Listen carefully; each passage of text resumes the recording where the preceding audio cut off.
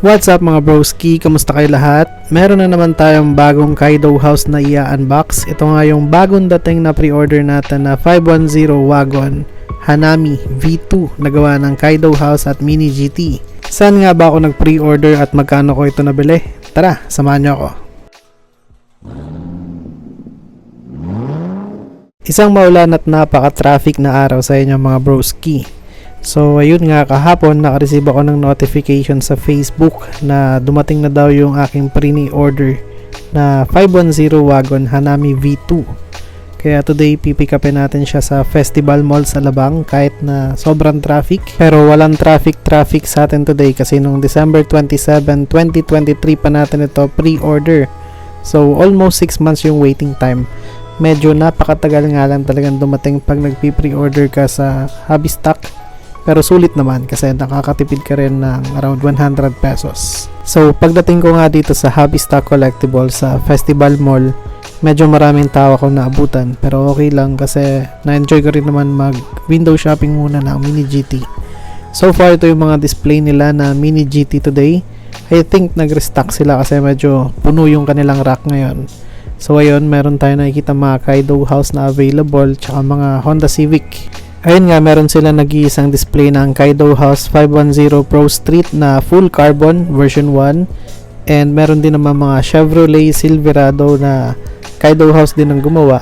Plus, meron pang isang stock nung Hanami. Ayun, sorry, nalaglag ko yung Kaido House. Anyway, ito yung kanila mga available na Kaido House today. Kung gusto nyo i-check yung mga ibang Mini GT kits na nandito sa rack, pakipost nyo na lang yung video. Sa mga nagtatanong kung magkano yung Kaido House dito sa Hobby Stock Collectibles, yung Silverado, kung di ako nagkakamali, 1,000 pesos yan. Ito namang Hanami ay 1,100 pesos if hindi pre-order.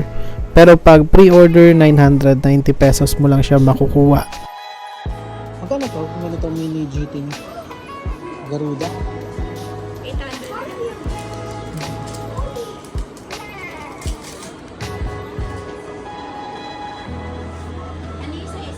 Pre-order, kukuha, Levy M.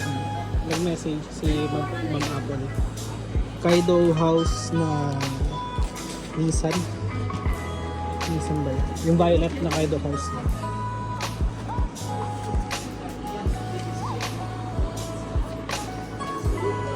Yung mga carded nyo na ganito, 800. Shell type.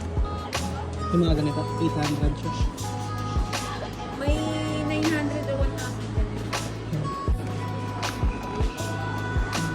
Ganda naman ito.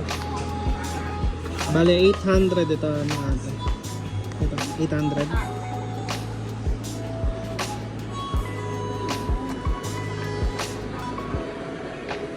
Ito lang sa bubuksan po to. Hindi po. Sino sir? Ina-unbox ko yan natin. Okay. No return no exchange. Sige, ito. Bale magkano siya? 990. May 90. Ah. Pag hindi siya pre-order, magkano? 1,100. 1,100 ito. Iba siya dun sa ibang Kaido House na 1,000 lang. Ah.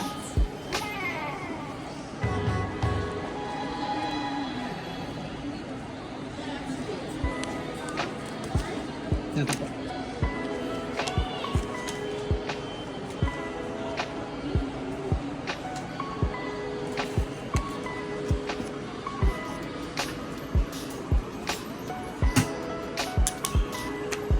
Thank you. Ayun mga broski, abangan nyo yung unboxing video natin sa next upload. So 990 pesos ko nabili itong 510 Wagon Hanami version 2 na gawa ng Kaido House at Mini GT.